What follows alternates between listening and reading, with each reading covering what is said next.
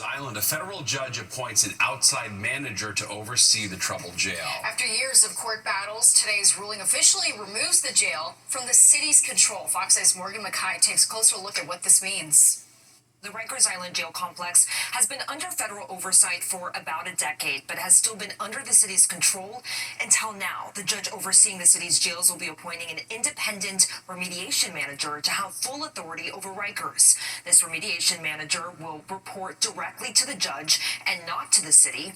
Late last year, the judge found the city in contempt over the conditions at Rikers, which a judge says has only gotten worse, including the rising number of inmates who have died or had to be hospitalized, and the use of force by correction officers. The judge's order gives this independent remediation manager full control for 3 years. This remedial manager will be allowed to change the permanent correction policies, discipline officers, hire and fire staff, and renegotiate union contracts. Mayor Eric Adams says the problem at Rikers predates his administration and blamed the city council for keeping the city from investing in infrastructure on Rikers. We already have a special monitor. We have this oversight, that oversight, that oversight. But if the federal judge decides that someone else, we're going to pay millions of dollars of taxpayers' dollars to go through, I don't have control of that. Advocates, meanwhile, are praising the judge's decision. The city is legally mandated to close Rikers by 2027 and replace a prison complex with borough-based jails. Even though the city will unlikely meet this deadline, Mary Lynn Wilruss with the Legal Aid Society says this independent manager will not interfere with that goal. This is a receivership, for one, principally addressing how the people in the organization act, not the buildings themselves, and changes and reforms that the receiver can put in place that break entrenched patterns of dysfunction and learned helplessness that have been baked into the DNA of this system will only make any new jails much safer and run in a much better function.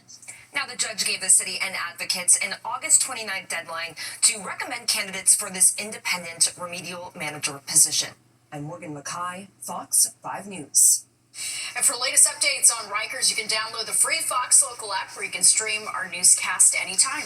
Now to a health scare for former President Biden. A small nodule was found in his prostate, according to a spokesperson who says the finding, quote, necessitated further evaluation. It's unclear at this point if that has taken place yet or what the outcome of further testing was. The detection of nodules in the prostate generally requires a further exam by a urologist to rule out prostate cancer.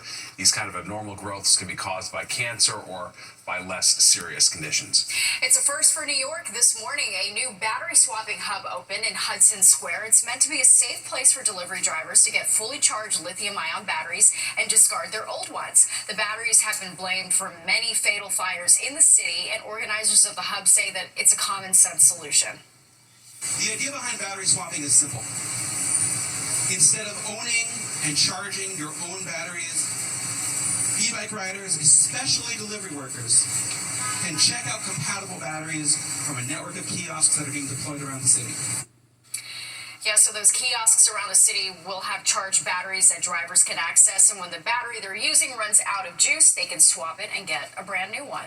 All right, it's the news rocking the baseball world. Two men infamous for sports gambling scandals that tarnished their legacies on the field are now eligible for the Hall of Fame. Yeah, they're Pete Rose and Shoeless Joe Jackson. Fox 8's Kendall Green has more on the decision from the MLB commissioner. There's a reason this pair of baseball fans, Pat and Ed, still commit to watching games at the ballpark. It's the years of action they witnessed on the diamond that made them fans of the game for life. I was a big fan of Pete Rose growing up. He was a hit machine, Charlie Hustle. He was great. I was actually here at Shea Stadium when he had the fight with Bud Allison. So I always remember that. Back there, I think it was 1976. I was at that big at Shea Stadium when Pete Rose broke that record, and that was a great experience. Those experiences have Pete Rose on their list of players they'll always remember, as MLB Commissioner Rob Manfred announced the league's decision to reinstate Pete Rose and Shoeless Joe Jackson. He played with passion. He had a second, third highest batting average ever, right? And then he got caught up in a bad time. The move makes the pair of baseball legends eligible for their induction into the Baseball Hall of Fame, despite gambling scandals off the field, which fueled their decades-long ban. Pete Rose's reinstatement comes just 8 months after his death. I think he's finally going to get in. I think the Veterans Committee will put him in. I think he should be. I mean, he's got more hits than anybody else. he should be in the Hall of Fame. Commissioner Manfred shared in this open letter the MLB's penalty for violating gambling policies had been served, and in those players' death, they pose no threat to the integrity of the game.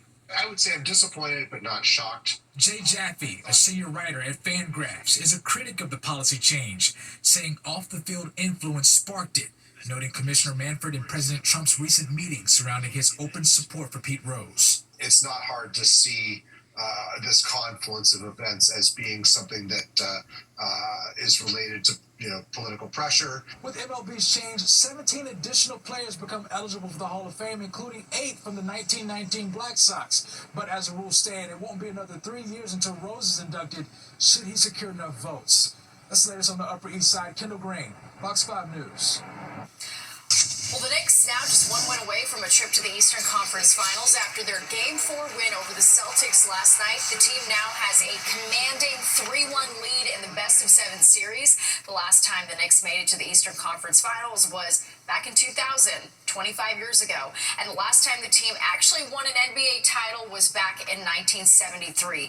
Game 5 is tomorrow night in Boston. So we are due a championship. That's right. Basically. No Jason Tatum on the Celtics, too, after that injury. Yeah, it's a tough one. Well, it's the latest viral challenge that has parents scratching their heads and school districts concerned. Right. It all has to do with TikTok, Chromebooks, and everyday items like paper clips and pencils. And not in my backyard, or in this case, not overlooking my beach. The latest on the wind farm battle taking place off the coast of Long Island. On Morgan & Morgan. A major offshore wind farm on Long Island may be called off if the developer can't reach an agreement with the Trump administration. The energy company, Equinor, is in the process of building 54 wind turbines to help power New York City's grid. It's about 30% complete, but the Trump administration recently issued a stop work order that the company says is costing them $50 million a week. The feds say the Biden administration rushed through permit approvals, but the federal lease was actually finalized in 2017 during Trump's first term. Well, there's nothing better than energy independence than our natural resource, the wind, coming right here off the coast of Long Island that is easily going to power hundreds of thousands of homes. Opponents say the wind turbines can harm marine life, but the company says necropsies performed on dead whales show they mostly died from fishnet entanglements and ship strikes. All right, turning to the weather now as we take a live look outside. Yeah, you can see it's damp on 6th Avenue tonight. That's going to be the story the next day or two. Let's go to Nick Gregory for the detail. 10 o'clock news. Your morning commute on Friday could look a lot different if New Jersey Transit and the Brotherhood of Locomotive Engineers and Trainmen cannot come to an agreement by then. The warning has been sounded. Now NJ Transit riders are scrambling. Here's where things stand tonight. The deadline is this Friday, May 16th, and it would affect more than 350,000 commuters if the engineers walk off the job. This would be the first NJ Transit strike since 1983, when Ronald Reagan was in the White House and Tom Kean was New Jersey's governor. Let's get the latest now from Arthur Chian. Whether it's planes, trains, or automobiles, those who live or work in New Jersey are not having the time of their lives. Newark Airport is experiencing some of the worst disruptions we have ever seen. On multiple occasions, losing communications with aircraft and pilots, leading to widespread cancellations, delays of over 4 hours. Going through that airport these days is a nail-biting experience. It was a disaster. Meanwhile, some 350,000 New Jersey Transit riders may get hit by a strike as early as this Friday. The agency has been unable to reach a deal with the union representing locomotive engineers. Both parties were called to Washington Monday to meet with the National Mediation Board, but no agreement has been reached. Riders are getting nervous. That would be a problem for me, and that would increase my cost of travel by a significant amount, and that would be a pain for sure. It's going to impact me a lot, of course. Going to work or like? Yeah, because my office is at 1 Penn, so definitely, yeah. New Jersey Transit is already asking their riders to plan for the possibility of the strike, asking those who can work from home to get ready to start doing that. A lot of people we talk to do not have the luxury of working from home. And if the way out were to be to drive one's car, New Jersey is still dealing with repairing the sinkholes that hit the busy corridor of I-80. Repairs have been delayed over and over. A Officials have now set a new date for all lanes to reopen in late June. It takes me a half an hour to get here to the ShopRite, which normally used to take me 5 minutes, 10 minutes on a bad day. A bad day, a bad time for transportation in the Garden State, whether it is by plane, train, or automobile. In Secaucus, New Jersey, Arthur Chien, Fox 5 News. And remember to download the free Fox Local app to get updates anytime as we get closer to the New Jersey transit strike deadline. Mayor Adams creating a new office to fight anti-Semitism. He says the city is dealing with an unprecedented rise in anti-Semitism. According to the NYPD, 54% of all hate crimes in the city last year were against Jewish New Yorkers. That number rose to 62% in the first quarter of the current year. The new office will establish a task force to coordinate efforts across all city agencies. Adams also, of course, recently announced he's petitioning to run for re-election on an End Anti-Semitism ballot line. Students in Tenafly, New Jersey are celebrating the release of Israeli-American hostage Idan Alexander. He's the last known living American hostage, reunited with his family yesterday, 19 months after being captured by Hamas. Tenafly is his hometown, and today members of the high school's Jewish Student Union Club hosted a gathering in his honor. They made posters and wrote cards for his family. Past almost 2 years, we couldn't even imagine him coming back. We didn't believe he would ever come back. And yesterday, he was released, and he's back home in Israel with his family. And it's amazing for us. It's one of the happiest days in our lives. Alexander's parents released a statement today detailing the harsh conditions he endured in captivity. They also called on Israeli Prime Minister Benjamin Netanyahu to prioritize the return of the remaining hostages. Well, New York is known as the city that never sleeps, but police say these souped-up stereos are part of why one Queens neighborhood couldn't get any shut-eye recently. Kind of wild, right? As Fox 5's Kendall Green shows us, it all has to do with an illegal car meetup at a College Point parking lot. The roar of these airplanes leaving LaGuardia Airport isn't the only noisy nuisance blaring throughout Home Depot's parking lot in College Point, Queens. The NYPD touting their seizures of 4 cars Saturday with massive speakers mounted on top of them in the same place. They were having themselves a party in the Home Depot parking lot. My chief of staff could not sleep. She called our inspector, Coleman, at the 109 at 1 in the morning, 2 o'clock in the morning. Our police converged and busted the ring. College Point, before it's very quiet. Now it's too much noise. Police shared on social media after several complaints surrounding loud music. They arrived at the Home Depot parking lot and found a large group of vehicles, some with massive speakers, blasting music across the area. This appears to be a part of a subculture shared on social media. I'm sure if I was here, it would annoy me. You go to not a lot of people home, right? Have the kids, maybe sleep, maybe, yeah. Among the seized vehicles, a Hyundai Odyssey with Pennsylvania license plates, a silver sedan, along with 2 SUVs, all with speaker systems twice the size of the car's roofs. Now, this latest seizure doesn't just come out of nowhere. The most complaints to 311 last year, according to city data, were for noise. They accounted for more than 700,000 calls last year, totaling to more than 200 a day. This time, officials could actually pinpoint exactly where all the noise was coming from. What they do is they post location, date, time, and these cars just converge on certain areas and literally take over the streets on a Saturday night. Paladinos hoping their message this time can cut through all the noise. We're not messing around. This is a citywide. We're going to impound, and we're going to enforce. And as soon as you start to do that, you're going to start to see change. And that's what happened in my district this past weekend. I can't sleeping. You know, it's too much noise. It's not. In College Point, Queens, Kendall Green, Fox 5 News. It's insane to see how massive those speakers are. I've never seen anything like that in my life, and I hope never to. All right, well, we know it's wrong, and yet all the trash we see in the street and in the parks proves we still do it anyway. Coming up, a new survey dishes the dirt on litter bugs and which parts of the city can't seem to find a garbage can. In another New York City mystery solved, what happened to the nearly 24 massive granite eagles that used to sit atop the original Penn Station? of Eagles, you probably think of the band that brought us hits like Hotel California or maybe the Philadelphia Eagles, but Penn Station probably is way down on the list. Until now, Fox 8's Antoine Lewis is hot on the trail or tail of what happened to these sculptures that originally sat on top of the transit hub. Proudly keeping watch over the pedestrian plaza between West 33rd and West 34th Streets is a 7,500-pound granite eagle. But its first home was here, atop the original Penn Station, where it greeted New Yorkers and tourists alike for more than 50 years. It's so important to keep that history in mind, to keep the fabric of New York front and center. This Fox Movietone newsreel from the 1950s is among the few surviving film footage of the original Pennsylvania Railroad station.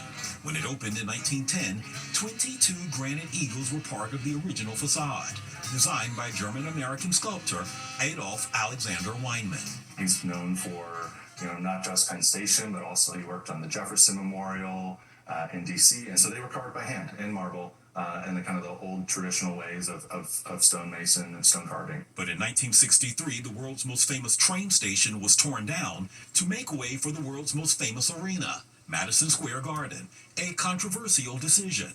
Alexandros Washburn is chief architect of the Grand Penn Community Alliance. Instead of being demolished, it was decapitated. In other words, everything above street level, poof, let's throw it away. Including all 22 eagles, which were scattered across the eastern seaboard. Gone but not forgotten, says Glenn Weiss, executive vice president of Renato Realty Trust, developers of the Penn District. We've located 18 of the 22. 6 of which Fox 5 has tracked down. One is on the roof of the Cooper Union Building in Greenwich Village. Another is at the LIRR Hicksville station on Long Island. 2 eagles greet visitors at the New Jersey Botanical Garden in Ringwood, and 2 are in the Penn District, this one at Penn 1 West Plaza, and the second eagle is being restored, so this replica on the perch area of Penn 2 is holding its place until that work is complete. Nick Anderson is part of the team doing the restoration. It has some minor cracks, so we want to make sure that that piece is well maintained and preserved, so that way, future generations of Americans in New York City residents can enjoy it. And we have another coming, and we're going to figure out where that's going to go in the future. Which means that even at age 115, the future of these birds shall continue to soar.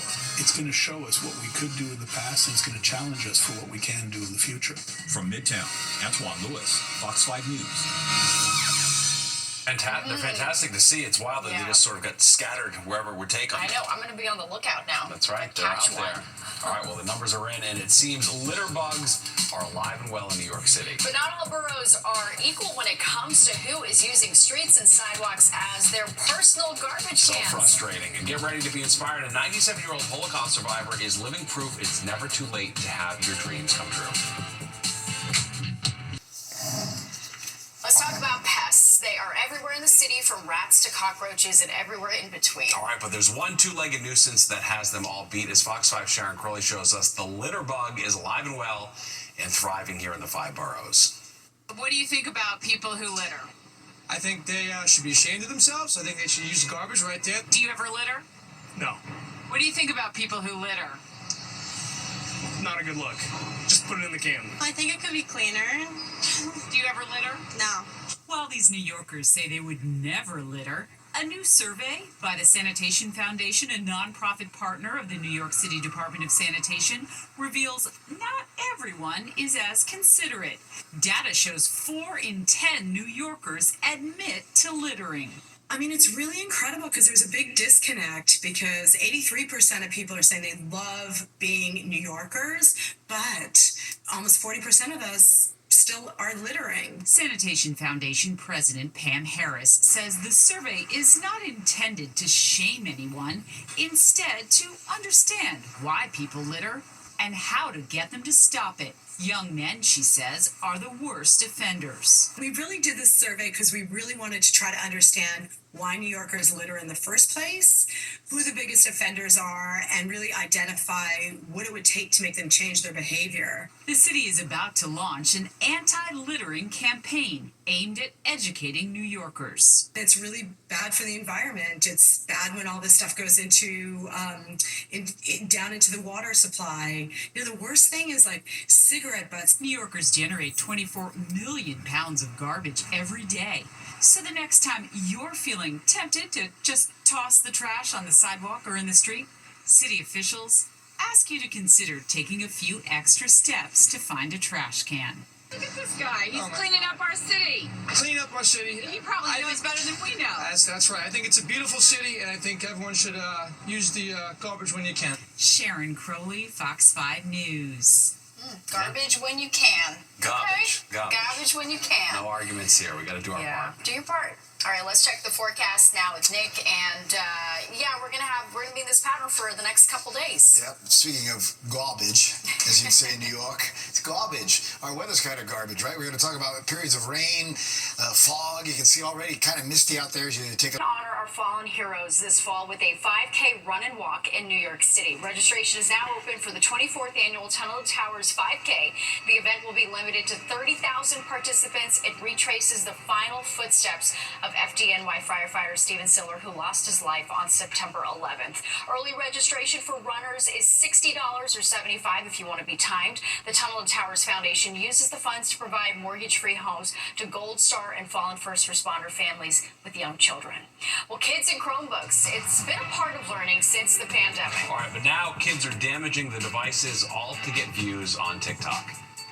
It's time for the It's going viral on TikTok, but you definitely don't want to see your kids posting about it. You can say that about basically everything on TikTok.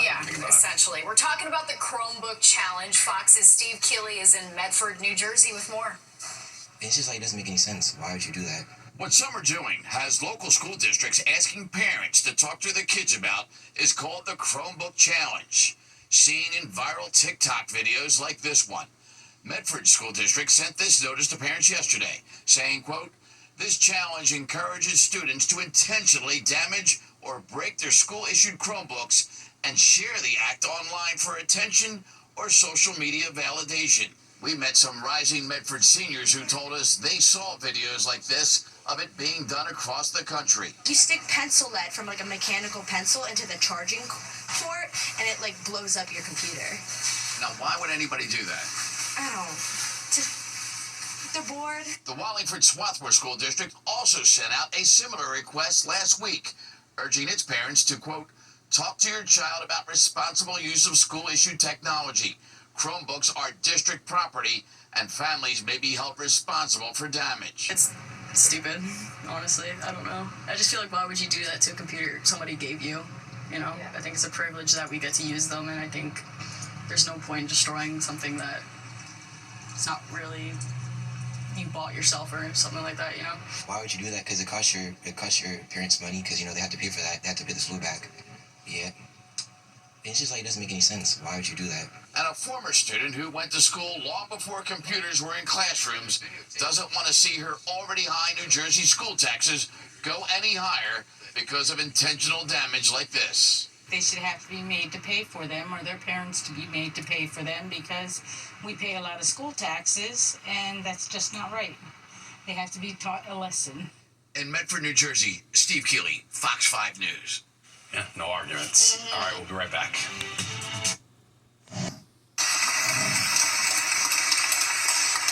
An incredible honor in the Bronx today for a woman whose life is a testament to resilience, courage, and the enduring power of hope. Jacqueline Kimball Steele is now the recipient of an honorary college certificate. The 97-year-old Holocaust survivor was forced out of school at age 12 simply because she was Jewish, but now the University of Mount St. Vincent made her deferred dream come true. Oh, that is awesome. Yeah, Love good to see. No doubt about it. All right, well, that does it for us tonight. If you missed any part of the 10 o'clock news, you can always catch an encore on our free streaming app, Fox Local. Where you can stream our newscast anytime. Have a great night. We'll see you tomorrow.